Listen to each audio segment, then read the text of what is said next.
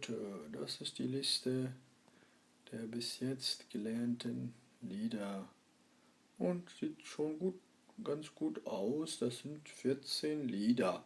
Wenn ihr diese 14 Lieder einigermaßen verständlich spielen könnt, also so, dass ein Fremder heraushören kann, um welches Lied es sich handelt, dann habt ihr große Fortschritte gemacht und ihr habt den Sprung geschafft, euren Erfolg zu erkennen und ihr werdet motiviert weiterlernen. Das kann ich euch versichern. Also lernt diese Lieder fleißig.